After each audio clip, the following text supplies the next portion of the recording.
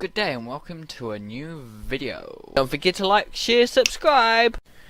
Hello and welcome to Weekly Tips. So yeah, today I wanted to talk about line and using guides and grids to create paintings and things and help you create a further deep into composition and things like that. So yeah, anywho, so you can use grids in any ways and forms. You can turn them rulers. You can use rulers, and those are non-printable, and you can turn them off and on and just remove them as you like, or place them on and off and have them how you like. And you can use this ruler here from 0 to 12 depending how big your page is, and you can divide them and put them in the same place as well if you remove them and need to put them back and things like that. So first things first, to turn them on you can push Control R.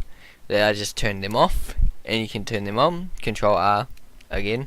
Or if you're not good with remembering that kind of stuff, I'm kind of the same thing. I don't kind of remember all these keys and things. I kind of just use the old way of going through this sometimes. Some of those keys you can remember, like Alt and but with these a bit more complicated ones, I usually look through this. And you can see right here is rulers under the view options.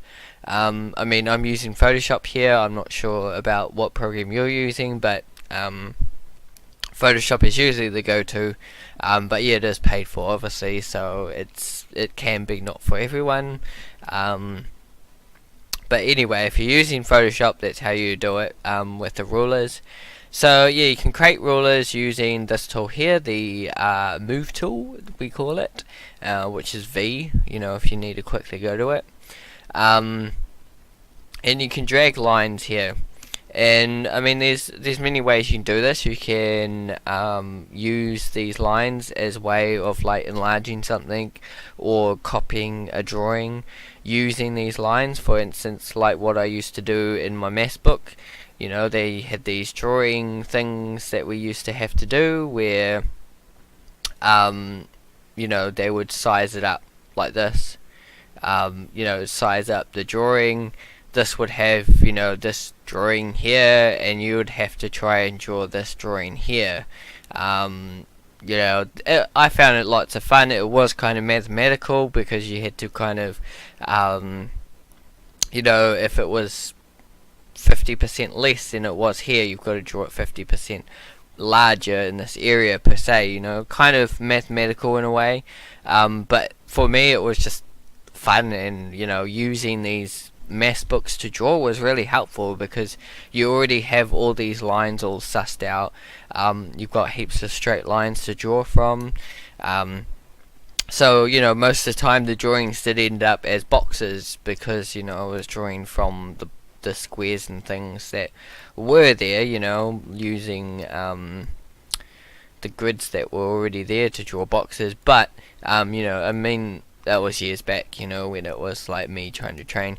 But you can use them in this way. It really snaps your paintbrush or whatever you're using, pencil usually snaps to your grid usually. So it gives you a straight line really quickly if you want to use it in that way. So if I want to create a straight box in this way, yeah, I can, but you can use it in many ways and forms. Like I was saying, is taking one drawing and drawing it using these grids to help you. And yeah, in composition, which is something I've mentioned in another video, so go check that one out. Yeah, you can use this in composition, like breaking up what you want your composition to look like.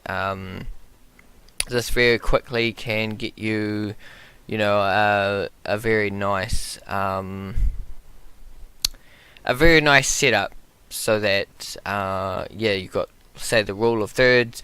You split it up to 3 threes, and you can really break down what's happening here. You might want to kind of keep your character within these bounds or something, which it's not printable. the guides are not printable, so it's not something where you have to keep it on one layer, draw the lines, and then at the end when you come to kind of paint it or something like that, it's there, it's horrible, and it's in your painting. You can also use them to set up if you do prefer something. You can use these to help set up maybe something like that I was talking about before, where it's in the background kind of painted guide. If you prefer a painted guide, you can get rid of these. If you go view, you can get rid of these. You can go clear guides, and that clear the guides, and that there you've got some easy done for guides, and you can turn the opacity down in that.